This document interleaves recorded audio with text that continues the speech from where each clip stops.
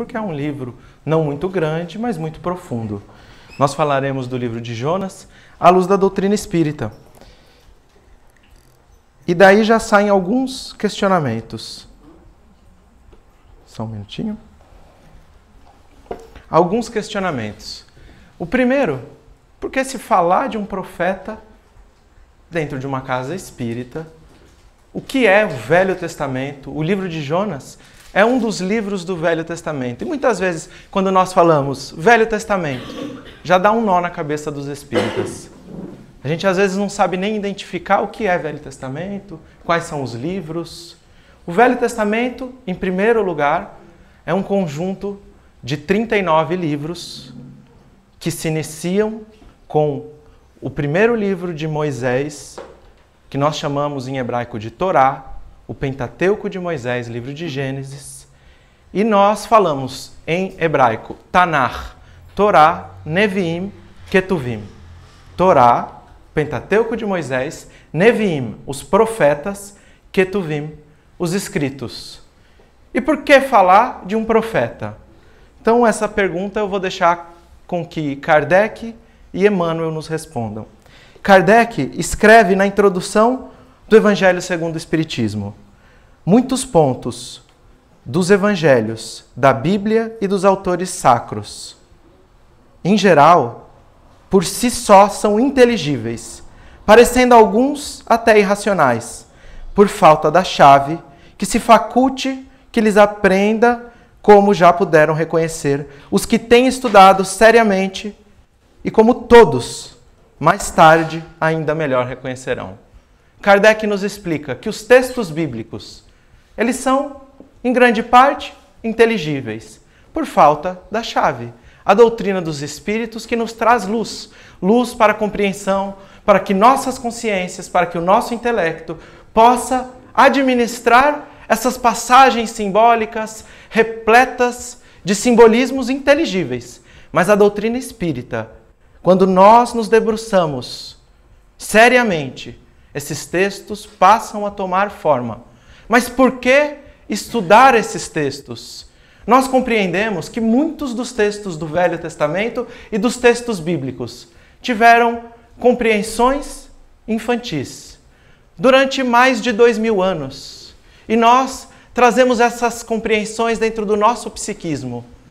Estamos a construir um mundo de regeneração, mas partindo de uma premissa básica da psicologia, que não se pode construir um novo amanhã se nós não estivermos em paz com o nosso passado. Nós compreendemos que é chegado o momento, como nos diz Kardec, que no futuro todos nós compreenderemos os textos bíblicos à luz da doutrina espírita. É chegado o momento de ressignificar o passado. Os textos bíblicos, os textos do Antigo Testamento, para que nós possamos caminhar na mentalidade, na formação de uma mentalidade cristã da nova era, como nos diz Emmanuel, onde nós não seremos apenas conhecedores das perguntas e respostas do Livro dos Espíritos, mas onde teremos um entendimento mais profundo, um entendimento filosófico, compreendendo que a primeira, a segunda e a terceira revelação, elas são uma corrente contínua e evolutiva de pensamentos para a humanidade. E na Revista Espírita de 1868, Ensaios sobre a Psicologia dos Hebreus Antigos, onde ele nos recomenda um livro não muito grande, apenas um corpúsculo na literatura, um livro curto, pequeno, de Henry Stake, onde ele nos diz que esses entendimentos serviriam no futuro para aprofundar, para a luz aos textos bíblicos. Esse é o motivo que nós falamos dos profetas, hoje, especificamente, do profeta Jonas. Eu costumo, quando faço palestras sobre o Velho Testamento, destruir ilusões infantis. Então, quem acreditava que Jonas foi engolido por uma baleia, Eu peço desculpas. Mas vamos ter que se ressignificar essa passagem. Emmanuel, na pergunta 276 do livro O Consolador, é questionado a previsão e a predição nos livros sagrados dão a entender que os profetas eram diretamente inspirados pelo Cristo? Os profetas eram inspirados pelo Cristo? Esse livro que nós vamos tentar ressignificar uma parte, compreender um pouco mais de uma parte. Esse profeta foi inspirado pelo Cristo? Nos textos sagrados das fontes divinas do cristianismo, as previsões e as predições se efetuaram sobre a ação direta do Senhor Jesus. Ele poderia conhecer bastante os corações e as fraquezas necessárias dos seus rebeldes tutelados e sondar com precisão as estradas do futuro sob a misericórdia e a sabedoria de Deus. As estradas do futuro, não parte do futuro. Porque senão ele poderia dizer, uma parte do futuro vocês vão precisar. Mas eles foram inspirados para que pudesse nos trazer conhecimento sobre as estradas do futuro. De todo o futuro. Esses ensinamentos são eternos. São parte do Evangelho de Deus, onde Jesus é o maior de seus representantes no planeta Terra. O Evangelho é de Deus. E o próprio Cristo enviou os seus profetas. Devemos considerar como profetas somente aqueles que se referem às páginas do Velho Testamento? E Emmanuel nos diz que não. Que nós temos só tantos outros que igualmente foram profetas. Mas os profetas do Velho Testamento, eles possuem um objetivo específico. Qual é esse objetivo? As tribos de Israel foram chamadas a trabalhar particularmente pelo progresso religioso do mundo. Para os profetas do povo judeu, uma missão específica relacionada à religiosidade do mundo. Os profetas hebraicos representavam o papel de sacerdotes dos crentes da lei? Eles eram representantes do templo? E Emmanuel vem nos dizer que não, que eles estavam afastados de suas funções políticas, que os profetas andavam por entre o povo, eram alguns escravos e traziam seus musarim, seus diálogos, suas pregações, inspiradas pelo Cristo. Então, nós compreendemos um pouco mais por que falar dos profetas, o que nos diz Kardec, o que nos diz Emmanuel, o embasamento pelo qual nós trataremos toda a decorrência dessa história. Os profetas andavam no tempo de Israel, no tempo do primeiro templo que foi construído pelo rei Salomão e seria destruído no ano 70, seria destruído pelo rei Nabucodonosor da Babilônia, quando faria a peregrinação como escravos de Nabucodonosor até a Babilônia antiga. Daí então, nesses tempos, andavam os profetas. Dentre eles, existia um profeta, Amitai, mas seu filho, Yoná ben Amitai, Jonas, filho de Amitai. Amitai, o pai de Jonas, também era um profeta. E então, certo dia, começa o livro do profeta Jonas, em hebraico, com a seguinte frase: Vayehi davar Adonai el Yoná ben Amitai lemor, kum lech el Ninev ha'ir agdolá, ukara alav ki alta ra'atam lefanai. Nos diz o versículo: levante-se e vá, Jonas, vá à grande cidade de Nineve e faça uma profecia para todo o povo de Nineve, que eles se arrependam de seus pecados e que, se arrependendo, eles retornem a Deus. Jonas, quando recebe essa profecia, se entristece. Ele se entristece, pois deveria ele andar a uma cidade de não-judeus. Como ele, amando o seu povo, poderia ir aos não-judeus fazer uma profecia. Sabia ele que quando ele fizesse a profecia, o povo aceitaria, ouviria, se arrependeria, retornariam aos caminhos de Deus na cidade de Nínive. E o que seria do povo judeu que ele tanto amava? Que receberam centenas de profetas. Os profetas, assim como os espíritos, se esbarravam por entre o povo judeu todos os dias. O que seria do seu povo? Ele estaria criando uma acusação contra o povo judeu. E então, Jonas decide fugir. Jonas, ele se entristece e foge. Ele decide então que iria até a cidade de Jope, Iafo. Nós conhecemos a cidade onde diz-nos o livro Paulo Estevão que saía pela porta de Jerusalém para visitar na estrada de Jope Abigail, a sua amada. Ele vai até o porto de nós que aqui estamos. Juntos estivemos na cidade de Jope o ano passado, no porto de Jope, de onde partiu o profeta Jonas. Quando ele chega naquele porto, ele então se depara com o movimento dos comerciantes, dos pescadores, das pessoas que chegavam e saíam de Israel. Não era o maior porto. O maior porto de Israel era o porto de Cesareia, mas um porto movimentado igualmente.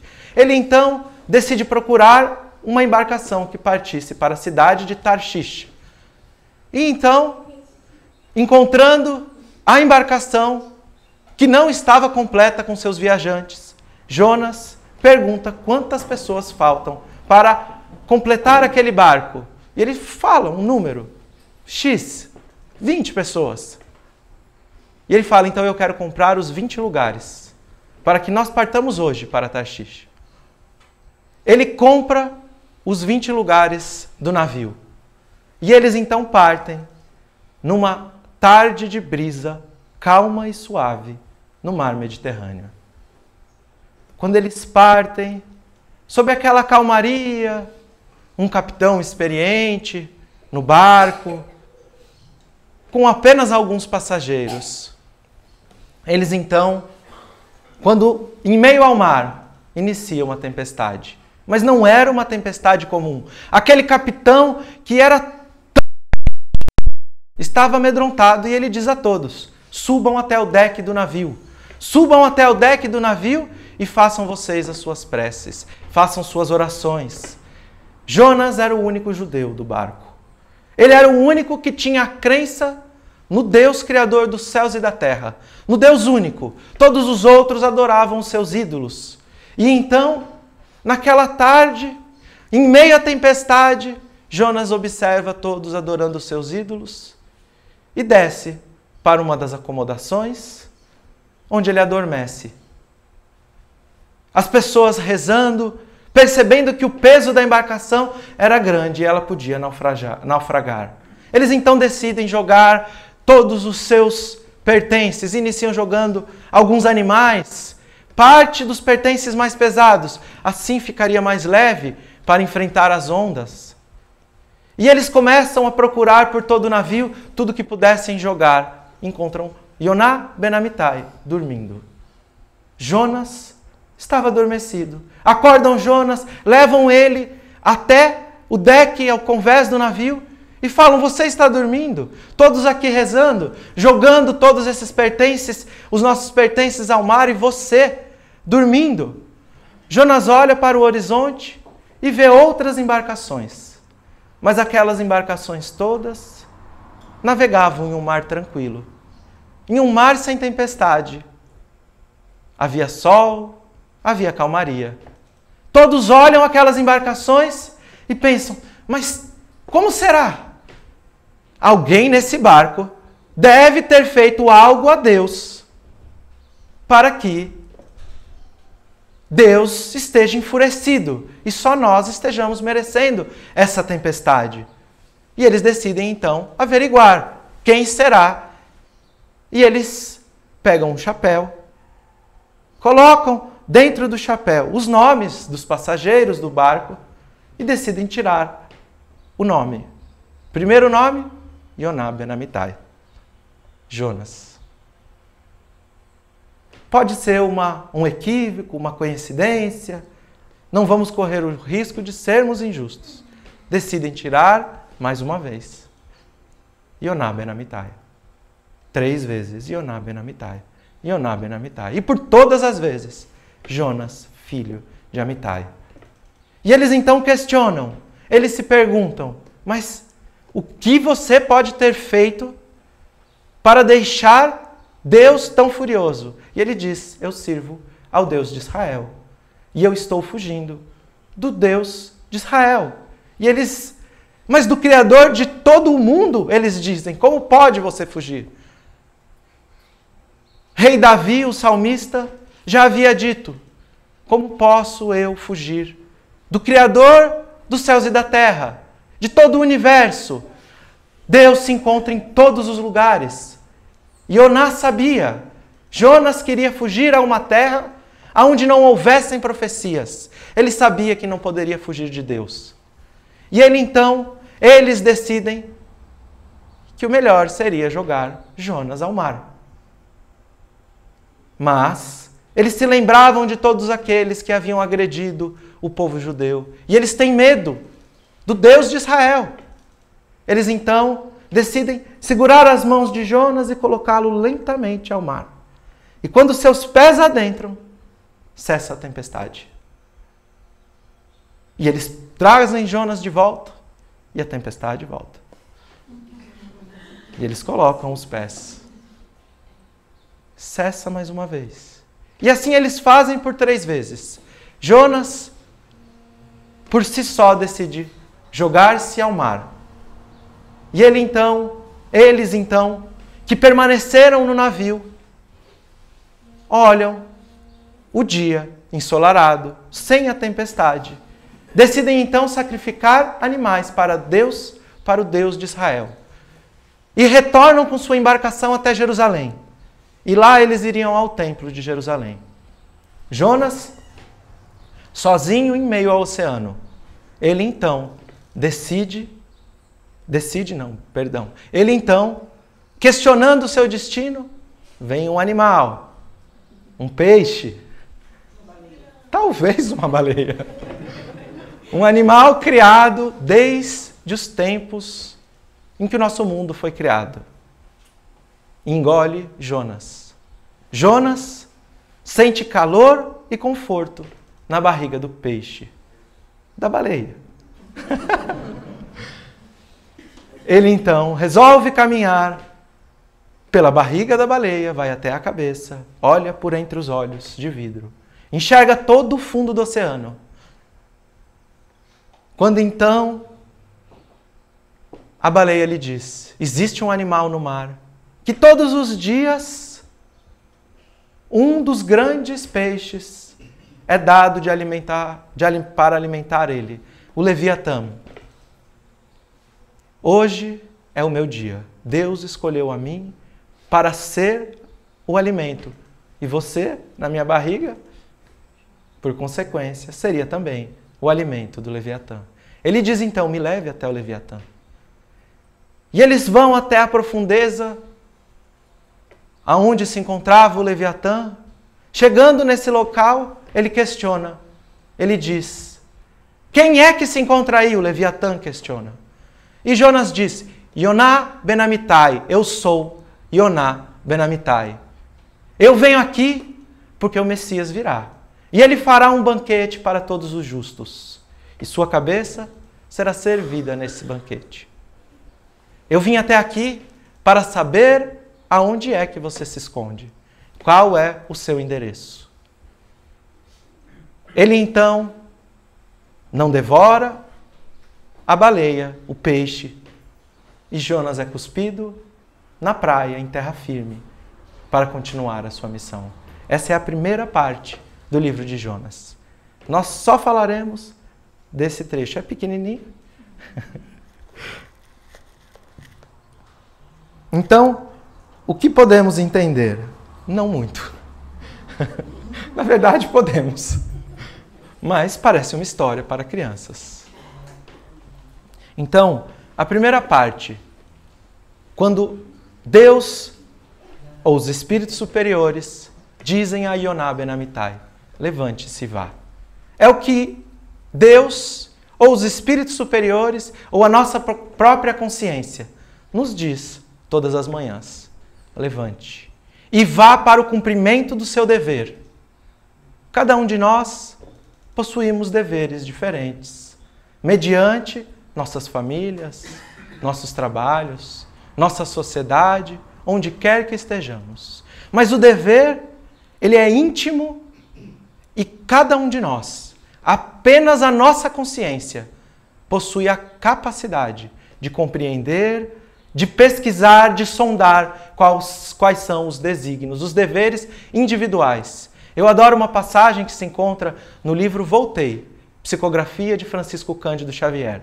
Quando o irmão Jacó, ele desencarna, ele que foi presidente vice-presidente ou diretor da Federação Espírita Brasileira. Ele que possuía uma dezena de obras sociais, fundou a Casa dos Artistas, dedicava uma vida à caridade, dedicou parte de sua vida à doutrina espírita. E quando ele desencarna, ele se encontra em uma praia, junto a Bezerra de Menezes, Bittencourt Sampaio.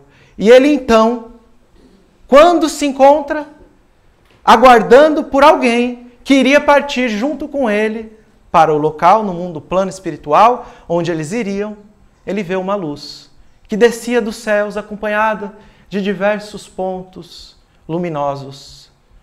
E aquela luz desce em frente a ele e ele sente vergonha. Ele sente vergonha de sua luz, que era fraca. Na Bahia a gente fala um fifó, uma luzinha fraca. E aquela luz que resplandecia junto a tantas outras luzes que se faziam junto a ele, ele questiona quem é? Quem é essa pessoa? Quem é esse espírito iluminado? Ah, ela foi professora na zona rural de seu benfeitor espiritual. E nessa hora, dá um nó na minha cabeça e fala um homem com tantas obras, com uma vida dedicada à caridade, com uma luz tão pequena, que ele cita que chegava a ter inveja da luz daquela mulher. E com todo o respeito ao trabalho, à grandiosidade do trabalho, mas uma professora da zona rural que tinha um âmbito de trabalho local, aparentemente. E ele, em âmbito nacional. Então, a gente se questiona. E aí vem a compreensão do dever, de ser íntima. Ele tinha capacidade para ter feito muito mais do que ele realmente fez. Ele poderia ter tido obras muito maiores, mas ele não evoluiu como deveria, dentro do âmbito dos deveres. Ele cumpriu deveres significativos, mas não caminhou como deveria. Já aquela professora que se dedicou com amor em uma sala de aula a não tantas pessoas, mas no âmbito do cumprimento do dever, que apenas a consciência individual pode julgar para cada um de si. Ela havia feito muito mais. A evolução é íntima, individual. E só a nossa consciência pode fazer os nossos julgamentos. Mas Jonas decide fugir. E como diz Kardec, estamos nós mergulhados como peixes ao mar, no fluido cósmico universal, no fluido de pensamento divino. Como poderia Jonas fugir? E o que foi dito? Ele fugia de sua obrigação, de seu dever. Mas, quando ele tenta fugir nós devemos pensar em fluido cósmico universal como fluido de pensamento divino. Um engenheiro que faz o projeto de uma casa. Não existe um único milímetro que não esteja previsto no pensamento do engenheiro, por mais que ele não execute a obra que recebe o auxílio dos espíritos crísticos, co-criadores em plano maior. Nós estamos todos mergulhados no fluido de pensamento divino, mas pensar em fluido cósmico universal como apenas matéria primária que com suas infinitas combinações derivam toda a matéria do universo, é para a evangelização infantil. Pois são aonde estão impressas todas as leis divinas. O propósito moral do fluido cósmico universal é compreendermos que nós não podemos fugir às leis divinas. E ele fugia de sua profecia. E então ele vai até a cidade de Jope. Ele chega até o porto. Assim como nós, muitos de nós, talvez não todos, quando estamos motivados por nossas paixões humanas, nós deixamos com que o egoísmo tome as rédeas de todos os nossos pensamentos. E nós passamos por cima de todos os meios naturais de serventia à sociedade, de servir ao próximo, e tomamos os caminhos normais que deveriam ser aguardar 2, ou 3, ou 4, ou 5 dias, para que a embarcação se enchesse com todos aqueles que igualmente necessitavam tomar os seus caminhos para Tarshish. Mas ele compra todos os lugares, motivado pelo egoísmo. Ele então parte para o mar Mediterrâneo.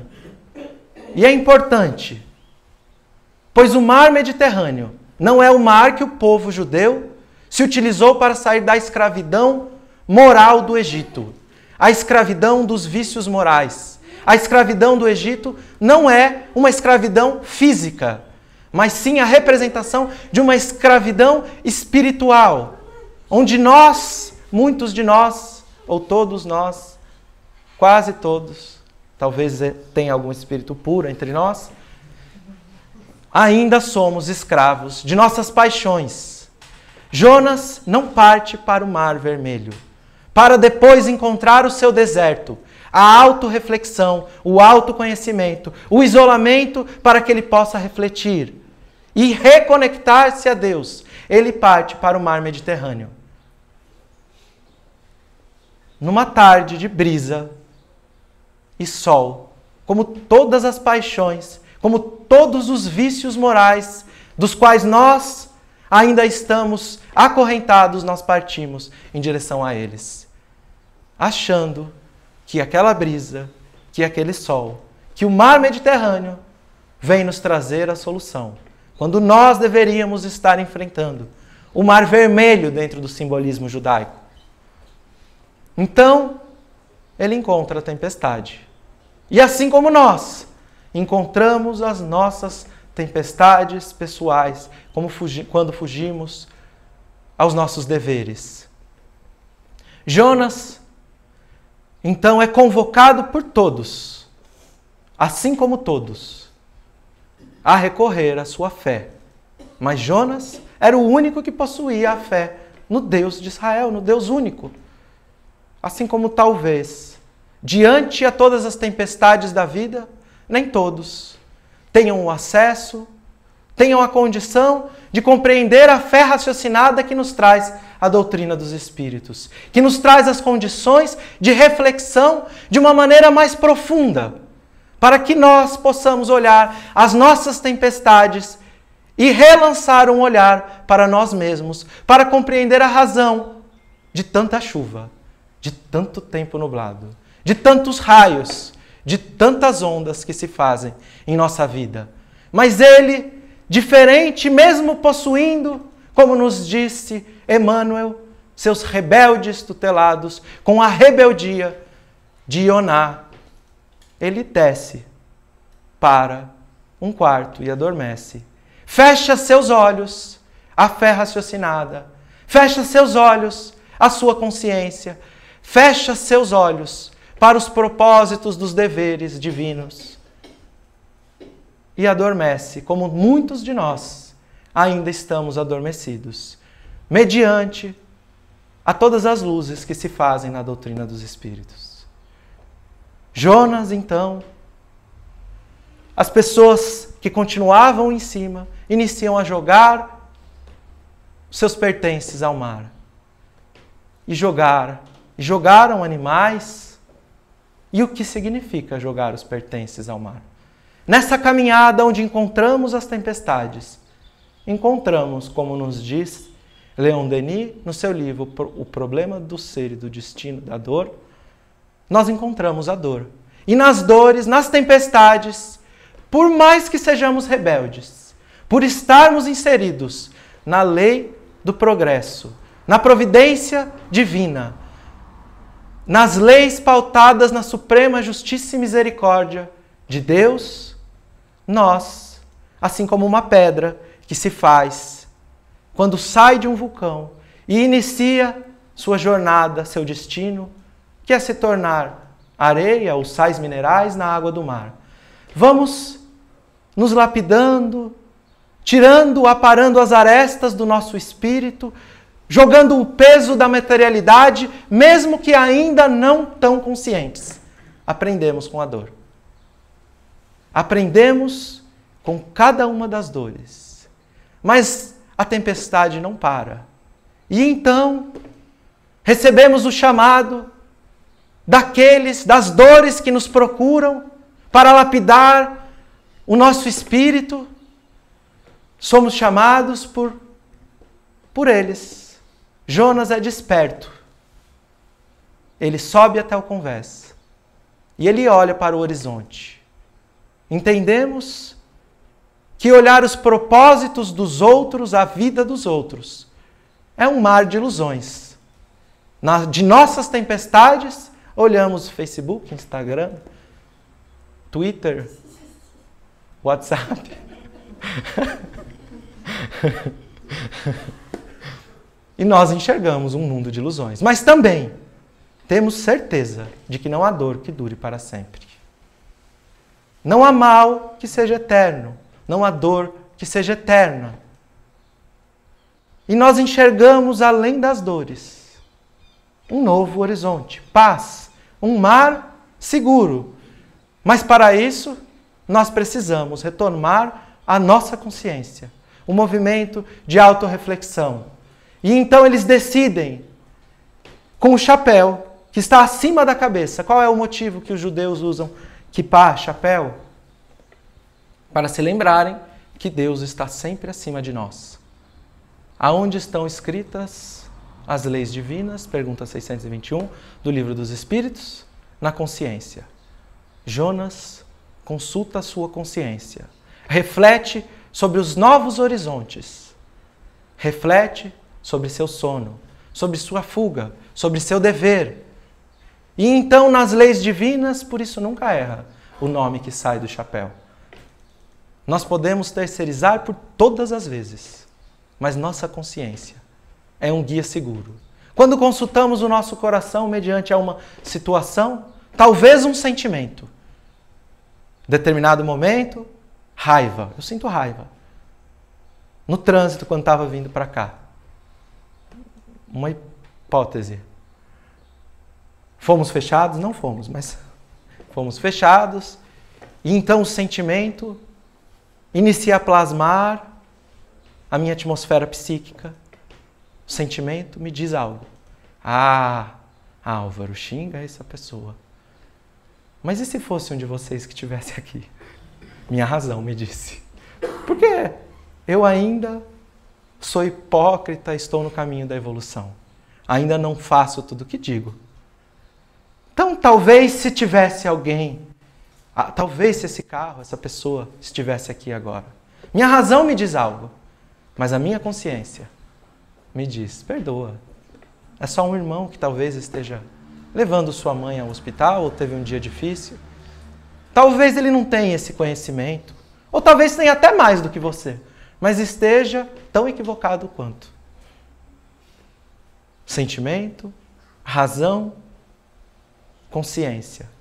E Emmanuel nos diz no livro Pensamento e Vida que o estímulo externo plasma no sentimento e cabe à razão controlar os impulsos para que assim tomemos as nossas decisões.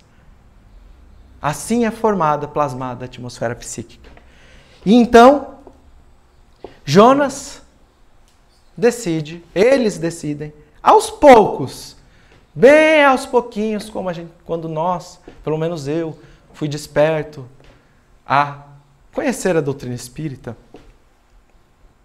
aos poucos, uma vez por semana, porque senão a gente é muito radical, né? Ninguém vai todo dia no centro espírita, né? Aos pouquinhos. A gente vai procurando os caminhos, mas aos poucos. Como quando você vai entrar na água gelada, quando você não é criança. Você coloca o pé e vai sentindo. E quando a gente vê, mediante a todo e qualquer vício, a gente vê que aquilo traz resposta. Vou utilizar um vício físico que é mais fácil de se compreender. Vício do álcool. Uma tempestade, encontro todos os dias as ondas, o mar agitado, caudaloso, raio, trovão. E aí eu falo, eu vou parar de beber. Aliás, só no final de semana eu vou tomar uma cervejinha. E aí eu paro de beber. Durante a semana, paz, tranquilidade. No final de semana, eu encontro a tempestade. E assim, mais uma vez, e mais uma vez, e mais uma vez, e mais outra vez.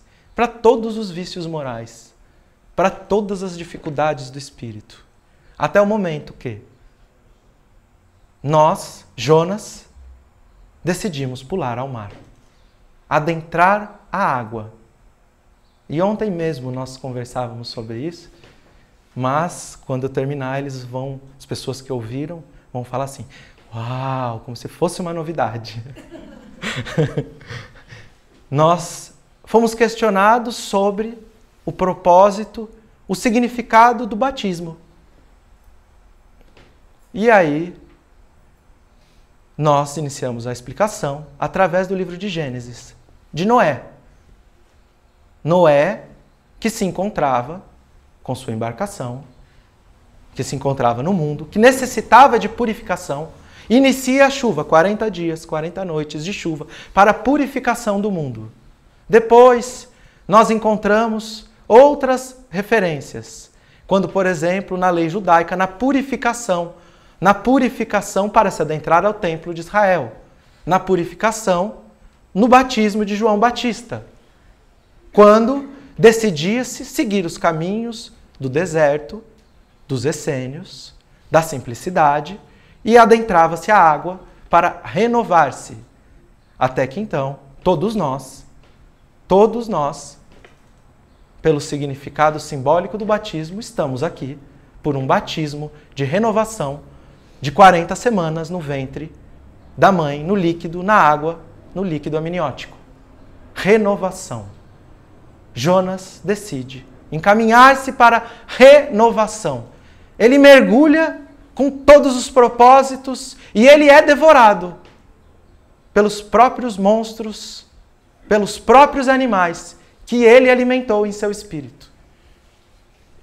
Que ele alimentou, pois nós encontramos na Casa Mental de Calderário, no Mundo Maior, capítulo 3, onde nos traz ele a explicação de que todos nós possuímos no primeiro andar da nossa casa mental a sede de nossos instintos, de nossos hábitos, o nosso subconsciente na psicologia, as personas, as múltiplas existências do passado, mas a sede de todos os instintos, pelo qual nos diz no livro Evolução em Dois Mundos, que de ser unicelular até alcançarmos os automatismos orgânicos, piscar, processo digestivo, todos os processos que sem raciocinar nós angariamos, alcançamos esses automatismos pela evolução do princípio inteligente ainda não individualizado.